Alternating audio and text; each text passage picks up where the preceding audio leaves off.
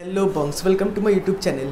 তো চিয়ান বিক্রমের most awaited একটা আপকামিং ফিল্ম আসছে কোবরা, যেটা কিছুদিন আগে সেকেন্ড লুক বেরিয়ে গেছিলো। তো এই কোবরা ফিল্মটার অফিসিয়াল টিজার একটু আগে রিলিজ হয়ে গেছে এবং এই ফিল্মটার একটা মেন যে ইউএসপি আছে সেটা তো চিয়ান বিক্রম তো এই ফিল্মটা আছে এবং আর রেহমান হচ্ছে মিউজিক দিচ্ছে। তাছাড়াও আমাদের ইন্ডিয়ান একটা ক্রিকেটার কিন্তু এই ফিল্মটার মধ্যে একটা ভিলেন রোল প্লে করছে। ইরফান পাঠানকে এই ফিল্মটাতে ভিলেনের চরিত্রে দেখা যাবে এবং এই যে টিজারটা দিয়েছে 1.5 মিনিটের মতো টিজারটা, মানে ভরপুর জোশ ভরা একটা টিজার আমরা দেখতে পেলাম। এবং চিয়ান বিক্রম মানে ভার্সেটাইল কিছু একটা জিনিস থাকবে এবং গল্পটাও সেরকমই হবে। তো এখানেও কিন্তু আমরা সেরকমই দেখতে পাচ্ছি। তো এখানে গল্পটা একটু আমার দেখে যেটা মনে হলো যে চিয়ান বিক্রম এখানে হচ্ছে একটা ম্যাথামেটিশিয়ান, যে কি না ম্যাথামেটিক্সের দ্বারা প্রবলেম সলভ করে দেয় অনেক অনেক কেসগুলোর। তো এখানে এবার বিক্রম হচ্ছে এরকম অনেক কেস সলভ করবে ওনার ম্যাথামেটিক্স স্কিল দিয়ে।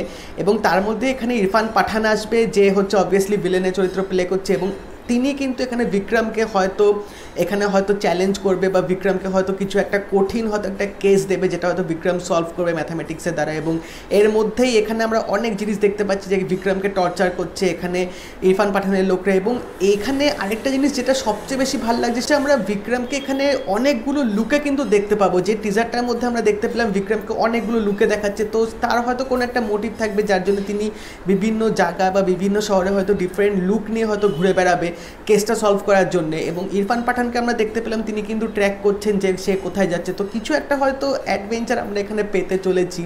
এবং ডিরেকশনটা আমার দারুণ লেগেছে টিজারটার মধ্যে। এবং আর রেহমান হচ্ছে বিজিএম যে দিয়েছে না ফিল্মটাতে, মানে বোঝাই যাচ্ছে একটা ফুল অফ মানে একটা এনার্জেটিক একটা বিজিএম হতে চলেছে, কারণ টিজারটার মধ্যে কিন্তু আমার দারুণ লেগেছে বিজিএমটা। এবং বিক্রম থাকবে আর অ্যাকশান থাকবে না তা তো বস হতেই পারে না। তো এখানে কিন্তু আমরা একটু অ্যাকশনের গ্লিমসটাও দেখতে পেয়েছি, মানে চূড়ান্ত লেভেলের কিন্তু একটা ফিল্ম হতে চলেছে এই কোবরা ফিল্মটা।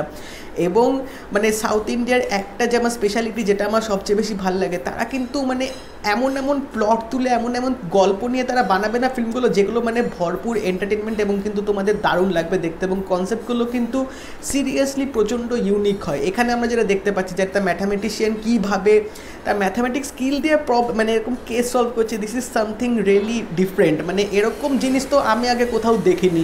তো আমার তো বস দারুণ লেগেছে টিজারটা, ভরপুর জোশ। বিক্রমকে এতদিন পর এরকম একটা লুকে দেখে দারুণ লাগছে আমার। এবং এখানে কিন্তু আরেকটা হাইলাইট করার পয়েন্ট সে হচ্ছে এখানে কিন্তু শ্রীনিধি শেট্টি আছে, যে KGF 2তেও কিন্তু লিড অ্যাক্ট্রেস প্লে করছে এবং এখানেও কিন্তু বিক্রমের অপোজিটে তিনি কিন্তু আছে। তো মানে পরপর দুটো এরকম বিগ বাজেটের ফিল্ম তার কাছে একটা বড় প্রাপ্য এবং এখানেও কিন্তু তাকে বেশ মানানসই লাগছে বিক্রমের সাথে।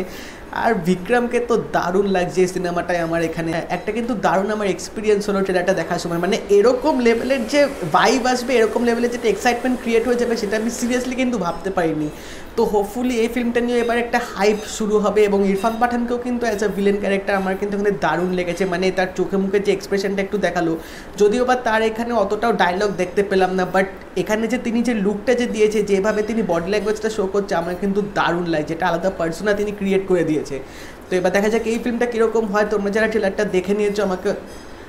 টিজারটা দেখে নিয়েছো আমাকে অবশ্যই জানিও তোমাদের কেমন লাগলো। আর এই ভিডিওটা যদি ভালো লেগে থাকে এটা লাইক করে দিও, শেয়ার করে দিও, চ্যানেলটা কিন্তু অবশ্যই সাবস্ক্রাইব করে দেবে, নোটিফিকেশন বেলটা অল করে দাও, যাতে আমার আরও রিভিউস আপডেটস আসলে তোমরা কিন্তু সেগুলো পেয়ে যাবে তখনই। তাই দেখা হবে পরের ভিডিওতে। বাই।